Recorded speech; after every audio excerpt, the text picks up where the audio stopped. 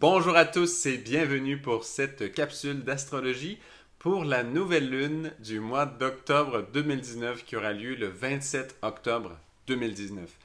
Donc premièrement, petit récapitulatif encore une fois, cette fois-ci sur la pleine lune du 13 octobre qui vient tout juste d'arriver au moment où je fais la vidéo et qui, on se le rappelle, il y avait un carré très important entre bien sûr l'opposition Soleil-Lune qui forme toute pleine lune.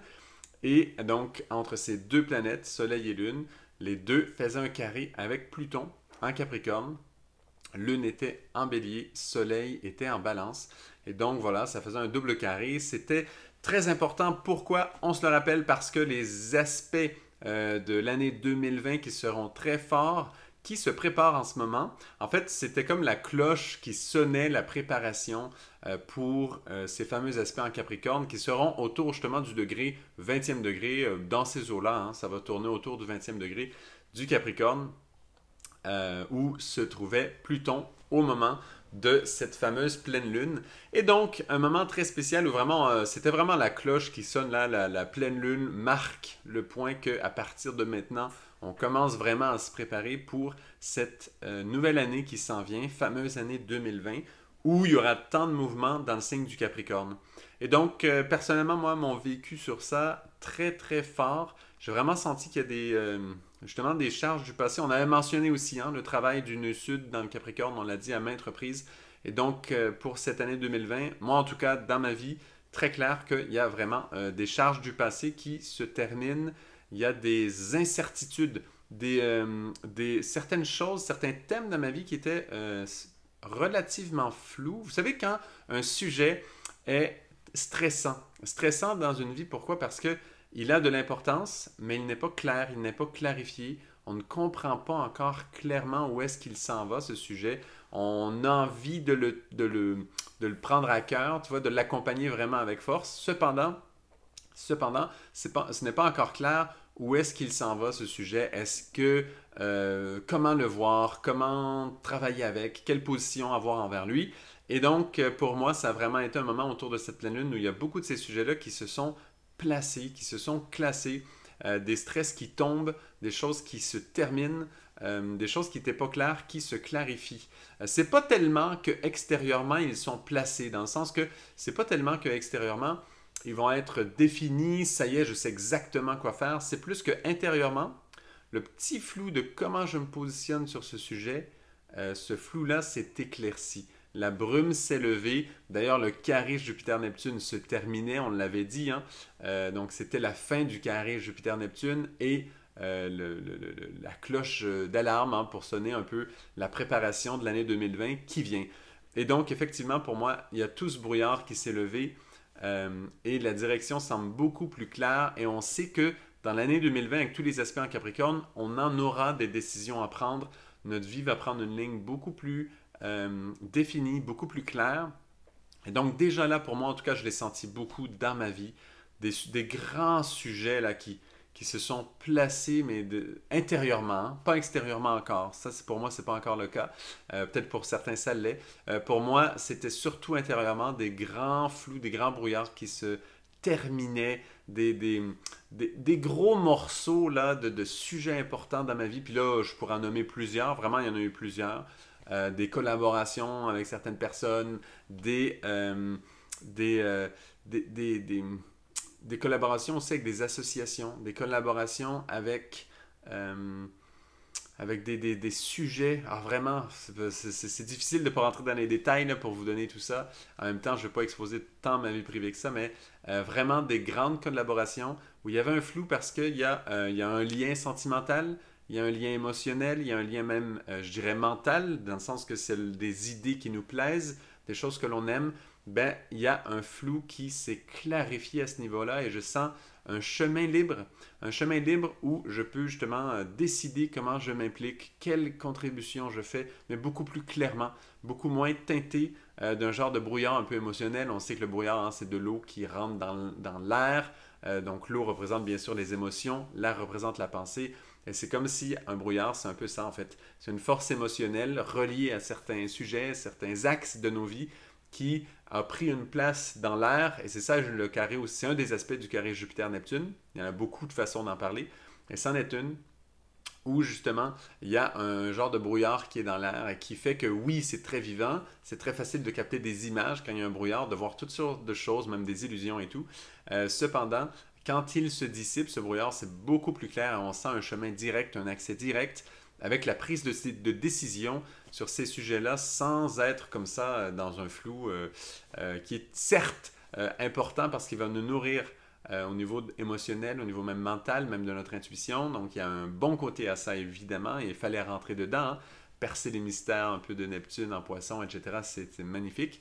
Cependant, là, vraiment, avec ce carré Soleil-Lune, dans cette pleine Lune, carré Soleil-Lune qui était, eux, en opposition avec Pluton en Capricorne, hein, ce que j'avais nommé au début, eh bien, ce fameux double carré-là, vraiment, c'est un moment pour nettoyer un peu ces voies d'accès aux endroits dans notre vie où on devra vraiment prendre des décisions claires et avancer en 2020 parce qu'on a des grands choix qui s'approchent de nous. Et voilà, j'espère que vous l'avez senti aussi vraiment cet éclaircissement. Pour moi, c'est extrêmement bénéfique. J'ai l'impression qu'il y a beaucoup de poids sur mes épaules qui sont enlevés, qui ont été vraiment déplacés, là, que ça y est, libéré de certaines charges, même si le travail n'en reste pas moins immense. Il y a toujours un travail énorme à faire. De toute façon, avec tous les buts qu'on se donne, hein, pour améliorer tout ce qu'il y a autour de nous. Donc, effectivement, le travail ne diminue pas. Cependant, ce flou était comme un stress permanent, au niveau en tout cas mental. Et c'est comme si là, tout d'un coup, whoop, il se dissipe et c'est beaucoup plus clair quel type d'implication on peut avoir dans toutes sortes de choses. Pour moi, vraiment, je dirais plus de 5 gros sujets majeurs, en fait, d'implication que j'ai dans différentes associations, différents travaux que je fais. Donc, vraiment intéressant. Voilà, cette pleine lune, pour moi, c'était très, très important. Une qualité de vécu, une qualité, une force de vie, là, très, très pleine, très complète. Donc, c'est très, pour moi, en tout cas, extrêmement bon signe. Ce vécu-là sur la pleine lune, évidemment, dans ma vision, je le colle à ce qui s'en vient en 2020, parce que c'était vraiment l'ouverture de cette préparation pour l'année 2020. Donc, ça promet, en fait, cette année 2020, vraiment, c'est très, très intéressant. Donc, ça suffit pour ce petit retour en arrière de cette pleine lune. Allons tout de suite avec la nouvelle lune du mois d'octobre qui se déroulera le 27 octobre. 27 octobre 2019, bien sûr. Donc, cette nouvelle lune est encore une fois très spéciale. On ne nous laisse pas tranquille, hein. Il y a toujours des aspects vraiment costauds. Cette fois-ci, il y en a deux principaux. Un troisième, un petit peu moins important, mais qui a quand même son charme. Donc, je les nomme premièrement pour être sûr que vous les ayez tous en tête dès le début. On a le fait que cette fameuse conjonction Soleil-Lune qui forme toute nouvelle lune, cette conjonction Soleil-Nouvelle Lune qui sera à 4 degrés en Scorpion, fera une opposition exacte avec Uranus qui se trouve en Taureau. Donc ça, c'est super important. Point clé, je pense que c'est le plus important d'entre tous. Ensuite, il y a un carré Mars et Saturne. Mars qui est donc à 15 degrés en Balance, Saturne, lui, à 15 degrés en Capricorne. Et donc un carré très exact aussi. Donc l'exactitude des aspects est quand même marquante. Et le troisième, un petit peu moins exact, un peu moins important, une conjonction Mercure-Vénus en Scorpion, 24 et 26 degrés. Donc voilà, celle-là, vraiment troisième, moins importante. Elle va surtout souligner cette énergie en Scorpion qui est celle de la nouvelle lune en fait, de Soleil, Lune, les deux sont en Scorpion. Donc la présence de Mercure-Vénus vient surtout souligner la force du signe du Scorpion. Ils n'ont pas d'aspect super important, super précis, ces fameux Mercure-Vénus en conjonction. Cependant, évidemment, ça montre que nos sentiments, notre pensée sont quand même dans ce signe. Mercure représentant la pensée, Vénus les sentiments. C'est une façon de les voir, hein. Il y a beaucoup de façons de percevoir les planètes, de les comprendre et de travailler avec, mais c'en est une quand même bonne. Donc, vraiment de sentir qu'effectivement, on plonge vraiment dans le signe du Scorpion avec cette nouvelle lune. C'est le début. En plus, une nouvelle lune, on sait qu'après la lune va grandir. Donc, on sème une graine au moment de la nouvelle lune et on sait que cette graine-là va augmenter, grandir, prendre de la force. Voilà, elle va... donc, tout ce travail en Scorpion va augmenter. Donc, c'est quand même important. Le carré, lui, Mars-Saturne, a quand même une importance clé parce que c'est la suite de cette préparation en Capricorne. À partir de maintenant, dans notre préparation, on va sentir que justement le signe du Capricorne, il reste très très actif. et cette clarification des idées. Parce que le Capricorne, hein, on se le rappelle, une chef de montagne avec une queue de poisson, une chef de montagne qui est au sommet justement d'une montagne et qui voit en fait toute la vallée. Et cette vision de la vallée se clarifie. Il n'y a pas de nuage dans le signe du Capricorne. Il n'y a pas comme une brume ou un nuage justement entre le sommet et la vallée. On voit tout. Et c'est ça qui est intéressant.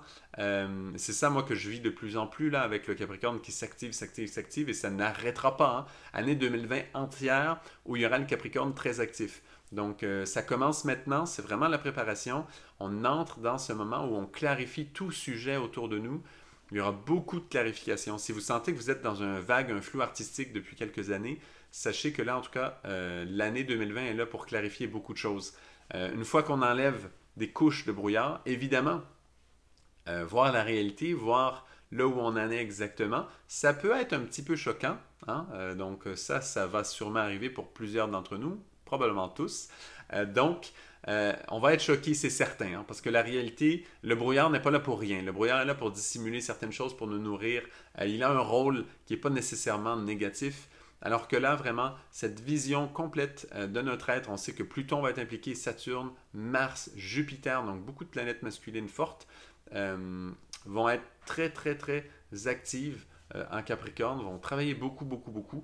Donc tout ça, ça clarifie énormément. Énormément de choses. On sait même que la vision même politique, et politique pour moi ça veut dire non seulement oui le monde politique, mais aussi la vision holistique, ça veut dire une vision complète de la vie, de notre vie, qui inclut vraiment des parties très profondes en nous, parce que Pluton est présent. Hein. Donc vraiment, notre plein potentiel d'épanouissement va être inclus là-dedans, mais avec beaucoup moins de flou qu'à l'habitude. Quand on parle de notre plein potentiel, en général, il y a un flou qui se glisse. Pourquoi? Parce que ça nous est un peu inaccessible. C'est comme quand on parle du divin, c'est un peu la même chose, ça nous est inaccessible. Donc, il y a un flou qui se glisse. Cette fois-ci, maintenant, avec le travail en Capricorne qui s'active, c'est comme si notre plein potentiel, on va le voir, on va être beaucoup plus objectif.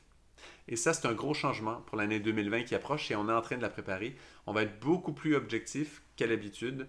Certes, on va avoir une vision grande et holistique, chose qui parfois peut sembler floue, mais en réalité, là, ça ne sera pas flou, ce côté holistique, ce côté qui intègre un peu tout dans notre vie. Ça va être très clair. On va nettement sentir qu'est-ce que l'on peut faire, quel est notre plein potentiel.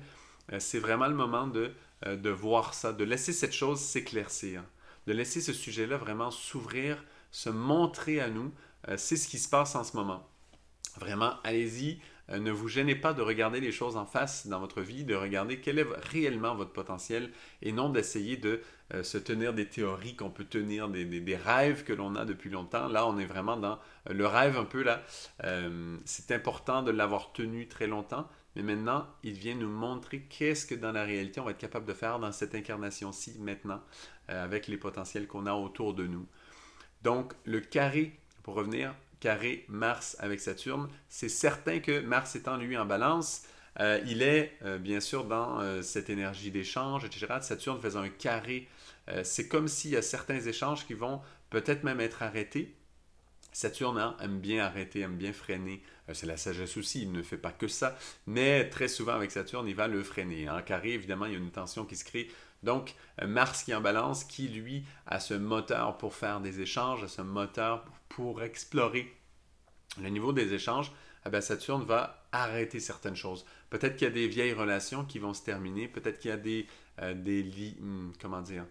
liens avec certaines personnes auxquels on ne tient plus tellement. Ben, Saturne va arrêter tout ça. Avec le carré, il va freiner ces choses-là, des vieilles amitiés, certaines choses qui ne tiennent plus la route, qui ne correspondent plus à la réalité d'aujourd'hui qui se révèle en Capricorne. Vous voyez, Saturne, là, qui éclaircit tout en Capricorne, il gouverne en Capricorne, il est chez lui, il a cette capacité, et donc il va, comme ça, arrêter certains échanges de Mars en balance, certaines recherches, certaines quêtes d'énergie. Si vous sentez que vous êtes souvent à l'affût de toutes sortes d'énergie, vous allez chercher ça, votre Mars en balance, symboliquement, hein, vous n'avez pas nécessairement Mars en balance, mais symboliquement, on a tout existant en passant. Toutes les combinaisons, notre corps les connaît tous et toutes. On connaît toutes ces énergies au complet. Et donc, cette énergie de Mars en balance qui est dans le ciel, on la connaît en nous et elle résonne en nous. C'est l'idée des transits, en fait. C'est exactement ça. C'est pour ça qu'on fait justement des prédictions, on va dire, là, mais disons des interprétations des aspects à chaque pleine lune, nouvelle lune ou mensuelle, etc. Donc, c'est vraiment dans ce but-là que tous les aspects qui se produisent dans le ciel, on les reconnaît en nous, hein, en passant. C'est pas pour rien qu'on fait ce travail-là, c'est parce que ça résonne en nous. Même si dans notre thème natal, c'est pas le cas, c'est pas indiqué comme ça. C'est pour ça que je parle de cette façon, que je dis que notre Mars en balance, parce qu'il est comme ça dans le ciel, donc il résonne en nous, même si on ne l'a pas à la naissance, eh bien, ce Mars en balance qui recherche, qui est toujours à la quête d'aller chercher des énergies ailleurs, de rentrer en relation avec les gens, etc. C'est pas une mauvaise chose du tout, hein. Il y a vraiment beaucoup de positifs là-dedans. Mais il y a une partie de ce Mars qui va être arrêtée. Pourquoi? Parce qu'on va clarifier certaines choses. Il y a certains, tu sais, le lapin qui court après la carotte, là. Il y a certaines carottes qu'on va retirer parce que Saturne en Capricorne va dire ces énergies-là, tu n'en as plus besoin. Pour qui tu es réellement, arrête de te faire croire que tu as encore besoin de cette carotte-là. Arrête de te faire croire que tu as encore besoin de cette énergie, de cette personne dans ta vie. Qu'est-ce que cette personne vraiment te nourrit, te donne, t'apporte? Eh bien, le Capricorne clarifie tout ça. Saturne, très strict, hein, vraiment touche la sagesse et vient montrer exactement où on en est rendu. Et il vient comme ça avec le carré, avec Mars en balance, arrêter certaines recherches. Donc, si on n'arrête pas, évidemment, si notre Mars en balance, si cette résonance est trop forte et que nous, naturellement, on va chercher, eh bien, il est possible qu'il y ait certaines conséquences, en fait, qui arrivent reliées à cette recherche un peu poussée, un peu exagérée. Et donc, voilà. Donc, s'il y a des conséquences à votre quête de recherche d'énergie chez les autres, sans arrêt, là, pour ceux que c'est très fort chez eux. Hein. Si ce n'est pas très fort chez vous, ça se peut même que ce soit plutôt de recadrer. Si vous êtes trop arrêté, en fait, dans vos relations, si vous avez très peu d'amis, en fait, très peu de connaissances, en tant que personne, là, très peu de personnes que vous côtoyez, eh bien, et que vous allez très rarement chercher chez les gens, eh bien, Saturne peut, encore une fois, dans ce cas-là, nettoyer un peu, purifier un peu à travers le carré ce côté un peu trop passif de votre Mars en balance. Hein? Donc, il peut aussi enlever certaines choses qui vous bloquent dans cette recherche et normaliser un peu la chose. Saturne, c'est la sagesse. Donc, si vous avez un excès, ben, il va vous ralentir, c'est très clair. Si vous avez un excès dans l'autre sens, ça veut dire que vous avez un trop peu, un manque de, ou une stagnation, eh bien, il peut enlever, épurer certaines choses qui vous bloquent, certains blocages, et comme ça vous permettre de vous normaliser un tout petit peu. Donc le Saturne, là, ce carré Saturne en Capricorne, qui lui voit très clair où vous en êtes, qu'est-ce que vous avez besoin comme relation, comme connexion, qu'est-ce que vous avez besoin d'aller chercher chez les autres, eh bien il va avoir un effet comme ça. On pourrait dire que c'est bénéfique, hein? Parce que je viens de le décrire comme une sagesse qui est bénéfique, qui va nous aider à nous stabiliser. Donc oui, c'est bénéfique, tout est bénéfique. Cependant, n'oubliez pas que c'est un carré. Ça veut dire que si on doit épurer certaines choses ou si on doit freiner, ça va être très net, ça va être très clair. Et donc, ça peut froisser en fait simplement notre personnalité, notre petite personne. Et donc, dans ce sens-là, évidemment, ça va créer une tension très souvent. Donc, cette tension, si vous la sentez, c'est pas compliqué. C'est qu'en fait, votre personnalité, elle a justement certains blocages, certaines choses à changer, à transformer sur ce niveau. C'est bon, donc voilà pour ce carré. Il est important, pourquoi? Parce que c'est lui qui maintient notre connexion avec les aspects 2020 qui approchent. Parce que c'est basé sur Saturne en Capricorne, c'est la planète forte dans cet aspect du carré. Donc, sachez qu'il va être très très actif à cause de ça. Parce qu'on s'en va là dans le Capricorne, on y va, là, notre conscience commence à se baigner dedans. Avant, on avait d'autres options, si vous avez bien suivi, puis je vous invite à regarder ce qui se passait avant si vous n'avez pas suivi les capsules précédentes, parce que de voir la transition là, où notre conscience vraiment va entrer dans le Capricorne de plus en plus, et voilà, on va clarifier plein de choses. Allons maintenant à l'aspect majeur, parce que pour l'instant on a vu les deux autres, mais allons à l'aspect vraiment majeur, cette conjonction Soleil-Lune en Scorpion à 4 degrés, opposition très directe, très nette, avec Uranus à 4 degrés en Taureau. Ça c'est le gros en fait, c'est le gros du travail. Notre fameux Soleil-Lune en Scorpion, fameux signe du Scorpion, toujours d'aller voir cette intensité, les choses qui comptent, mais de façon très très forte dans notre vie, cette intensité émotionnelle qui nous attend. Souvent, on va dire qu'il est question un peu de vie ou de mort là, dans le signe du Scorpion. Pourquoi vie ou de mort? Mais le point clé là-dedans, c'est que c'est une intensité émotionnelle telle qu'elle prime, elle va primer sur tout. Elle est très très forte dans le signe du Scorpion. Cette intensité émotionnelle, elle peut permettre de faire des miracles, elle peut permettre de choses plus difficiles. Donc, elle a tout un spectre d'influence possible, très très très large, mais ce qui est certain, c'est que c'est appuyé sur des charges émotionnelles qui sont vraiment fortes. Des choses d'une importance, mais vraiment très très clé. Si vous faites un travail spirituel, en général, pour les gens qui font un travail spirituel, les intensités émotionnelles les plus grandes qu'ils vont vivre vont être reliées en fait à leur travail spirituel. En tout cas, si je vous le souhaite, parce que c'est quand même vraiment important.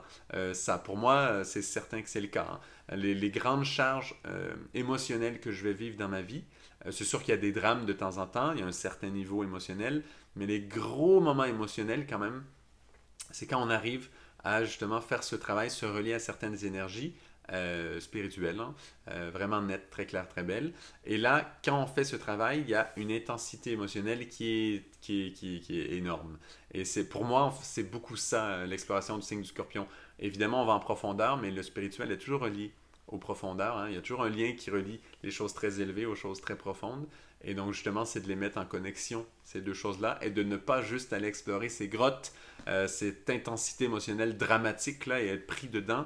Alors là, moi, je ne vous le conseille pas du tout. Si vous voulez aller explorer vos grottes, vos profondeurs, connectez-vous, parce qu'il y a un miroir. Hein. Il y a le miroir de la conscience, et il y a tout ce qui est plus profond, et il y a tout ce qui est supérieur. Alors, avant d'aller explorer des choses profondes, difficiles, lourdes, archaïques, bien sûr, armez-vous de connecter le reflet de ça à travers le miroir de notre conscience, d'aller connecter ces choses-là avec les choses vraiment élevées.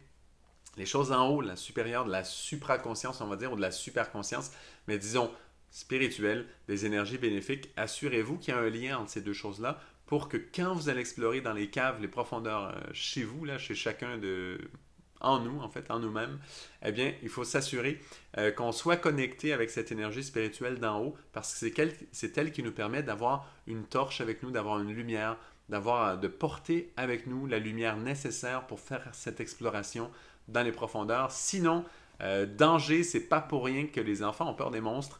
C'est parce que quand on va explorer ces souterrains, si on n'a pas de lumière, si on n'est pas armé d'une lumière minimale qui est nécessaire pour faire ce travail de façon efficace, eh bien, attention, c'est pas très positif.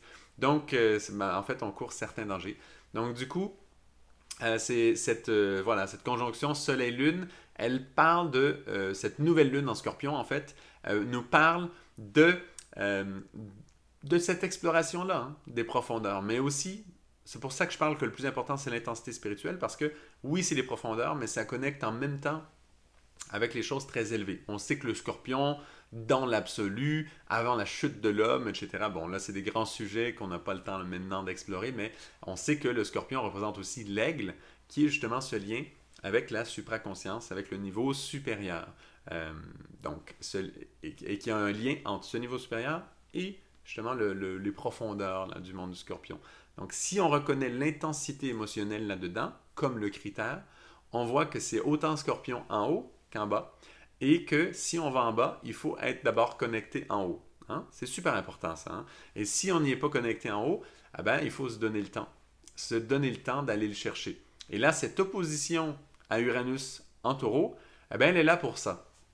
Elle est là pour bouger des choses dans notre... Vous vous rappelez, hein? Uranus en taureau est en chute, elle bouge des choses qui normalement ne bougent pas. Et ça va durer longtemps. On sait que c'est un bon gros 7 ans, un passage d'Uranus, 7 à 8 ans. Un passage d'Uranus dans un signe, ça fait un petit bout maintenant, moins d'un an, mais quand même, qu'Uranus est en taureau. Et donc, elle est là pour bouger des choses très matérielles, très concrètes, pour placer le terrain pour notre futur, pour améliorer notre futur. Donc là, vous voyez que cette opposition, elle est là pour bouger les masses en nous, matérielles très concrètes. Hein? Taureau, signe fixe de terre. Donc, des charges très lourdes, très concrètes, vraiment primaires un peu là, pour bouger ces choses-là, des comportements même qu'on a très très de base, bouger ces choses-là pour que ce soit placé, pour permettre que l'on puisse justement se connecter à ces régions spirituelles, mais d'une intensité émotionnelle très puissante, mais supérieure, ça veut dire qui amène avec elle une grande, grande joie, souvent qui nous fait pleurer. Donc une grande, grande joie pour nous permettre de connecter à ce niveau-là, afin que l'on puisse avoir la lumière nécessaire pour explorer justement nos caves, nos grottes et aller chercher les trésors qui s'y trouvent. C'est bon? Donc, cette opposition est là pour souligner ce travail. Ce n'est pas anodin, profitez-en. Voilà, c'est précis, 4 degrés exact, donc c'est très puissant. Ce n'est pas toutes les années que quand la nouvelle lune se profile devant Uranus, qu'elle se profile devant Uranus à un niveau d'exactitude au degré près. Parce qu'en fait, les nouvelles lunes, vous savez, hein, on traverse tout le zodiaque dans une année. Parce que le Soleil, ça suit le Soleil en fait. Le Soleil, lui, traverse le zodiaque au complet, tous les signes en un an. Et donc, il y a toujours une nouvelle lune qui va se retrouver plus ou moins en face d'Uranus, à un moment donné ou un autre dans l'année. Tout le temps, chaque année. Mais ce qui est spécial cette année, c'est qu'elle est pile en face, pile à 4 degrés. Et donc ça, c'est pas anodin du tout. Profitez de cette force, surtout qu'Uranus est en chute en taureau, donc elle fait ce travail de bouger des choses qui ne bougent pas habituellement. Et ça se passe au moment où Soleil et Lune sont en Scorpion. Donc c'est vraiment une chance exceptionnelle, inouïe, pour aller placer des choses très concrètes, comme je disais, qui bloquent en fait notre connexion avec les énergies spirituelles élevées, où vraiment on va toucher des émotions fortes, mais positives, qui vont en fait générer cette lumière dont on a besoin pour après aller explorer les charges émotionnelles concentrées lourdes qu'on porte en nous. Et voilà, donc ça c'est nécessaire, c'est clé. Ce travail-là, moi je conseille à tout le monde vraiment de rentrer dedans le plus possible. C'est la clé en fait de cette nouvelle lune. N'hésitez pas à le vivre. Évidemment, vous allez le vivre plus ou moins consciemment parce que bouger ces choses matérielles, vous allez juste voir qu'au niveau matériel, il y a des choses qui changent. Des choses qui vont vous déstabiliser. Ça ne sera pas confortable, hein. On n'aime jamais l'énergie taureau n'aime pas beaucoup le passage d'Uranus. Hein. C'est pas pour rien qu'Uranus est en chute en taureau, c'est que son travail est très puissant, certes, cependant, il n'est pas du tout à la mode, il n'est pas du tout en vogue dans le signe du taureau. Faire ces changements-là, c'est déstabilisant, le taureau n'aime pas ça du tout. Donc, dans notre vie matérielle, parce qu'on a tous un taureau, hein, vraiment, on est tous connectés à cette énergie taureau, tout le monde. Donc, cette terre fixe qui est en nous, qui est dans notre vécu, eh bien, on va tous être confrontés à un changement de cette terre qui va nous déstabiliser. Si ce changement arrive, n'ayez pas peur vraiment parce qu'il est là pour nous permettre de nous connecter dans le signe du Scorpion à cette énergie spirituelle, cette intensité émotionnelle élevée de qualité. Si elle vous amène à pleurer cette intensité émotionnelle, ben, tant mieux, c'est très correct parce que quand on pleure à cause d'une intensité émotionnelle relié à une spiritualité élevée, relié à des énergies spirituelles élevées, donc belles, vraiment qui nous nourrit, ben c'est parce que notre corps est en train de s'adapter à cette intensité-là. Et il faut savoir qu'une intensité, dans le monde spirituel, dans le monde de la beauté, dans le monde de la lumière, il n'y a pas de limite. Hein? Et tout dépend du degré d'amour qu'on va contacter. Le degré d'amour qu'on va toucher, c'est lui qui va nous élever. Et donc, voilà, quand on pleure parce qu'on sent une énergie tellement belle, c'est tout à fait normal. Il ne s'agit pas du tout de sensiblerie ou d'émotionnalité exagérée, ou etc. Du tout. C'est tout à fait normal. C'est notre corps qui s'adapte, en fait, à cette intensité-là, qui est très belle, qui nous nourrit vraiment. N'hésitez pas à le vivre. N'hésitez pas à le vivre si ça vous fait un peu peur, l'intensité émotionnelle, là, vraiment, n'ayez pas peur cette fois-ci. Voilà, c'est là pour nous connecter aux choses très belles. Si jamais vous le vivez dans quelque chose de lourd, eh bien là, attention, rappelez-vous un peu de ce qu'on dit. Rappelez-vous que quand on va vivre quelque chose de très lourd en dedans, il faut absolument le connecter à quelque chose de lumineux, d'élevé. Hein? Rappelez-vous de ce miroir. Tout ce qui est profond en nous, lourd, difficile, est connecté forcément à quelque chose d'autant c'est profond, autant ça va être élevé. Et donc, voilà. Donc, si jamais vous le vivez plus en premier au niveau lourd, ben, ça peut arriver, dépendamment de vos propres cycles à vous dans votre vie. Ben, rappelez-vous de ça, que c'est connecté à quelque chose de très élevé et essayez de cultiver en vous d'ouvrir un espace pour permettre à cette résonance de quelque chose de très élevé de commencer à se manifester, même si c'est juste un peu, même si on ressenti un peu lointain. Donnez à ça de la place et ça va se remplir en fait. Appelez cette énergie, elle va venir. C'est comme une prière. C'est comme, voilà. Donc, tout ça, c'est dans nos mains. Hein. Donc, voilà. Si jamais vous voulez des détails par rapport à comment vous, ça vous parle, comment vous, vous allez vivre ça, à quel niveau, sur quel plan, dans quel genre de domaine, ou plutôt, voilà, à quel niveau, quelle est l'énergie que vous allez travailler dans ce sens-là. Évidemment, vous pouvez me contacter pour une session d'astrologie personnelle, privée. C'est bien sûr, le contact est dans la description de la vidéo. N'hésitez pas, hein, moi ça me fait vraiment plaisir, j'adore faire ça, c'est un monde que j'aime beaucoup, l'astrologie. Donc voilà. Donc je pense qu'on a bien vu les aspects de cette nouvelle lune. Merci beaucoup à tous d'écouter, d'apprécier. N'hésitez pas de commenter, de liker, de partager. Hein. Et si vous vous abonnez, activez la cloche de notification pour savoir quand sortira la prochaine vidéo. Ça vaut vraiment la peine. C'est un beau travail, je trouve, qu'on partage tous ensemble. Et aussi, je voulais dire une dernière petite chose. On a eu, comme j'avais annoncé dans les dernières capsules, nos fameux ateliers, là, astrologie, art, donc théâtre, chant et journal créatif, mais disons art visuel. Donc on a eu ça c'était formidable. Merci à tous les participants. On a eu un temps très spécial. J'ai adoré la présence de chacun. Ça a été un super travail d'équipe. Encore une fois, moi, ça me nourrit beaucoup de faire ça. Je préfère de beaucoup ces ateliers-là à, par exemple, un cours d'astrologie. On va beaucoup plus loin dans notre vécu, dans notre senti. Et c'est ça qui compte le plus. C'est sur ce vécu, sur ce senti que l'on construit nos notions astrologiques. Si vous voulez apprendre l'astrologie, je vous suggère beaucoup plus une approche comme ça vécue profonde parce que les notions astrologiques que vous allez recevoir comme ça, vous ne les oublierez absolument jamais de votre vie parce que c'est ancré dans un vécu. Moi, c'est vraiment comme ça que je suggère d'apprendre l'astrologie. Donc, on n'a pas les dates pour les prochains, mais vraiment, c'était formidable. Moi, à date, je pense que c'était mes préférés. Là. Honnêtement, ça n'arrête pas de s'améliorer, donc ça grandit toujours. Donc, merci à tous ceux qui ont participé. On a eu un temps exceptionnel. Merci à tous. Et à très bientôt pour une autre capsule.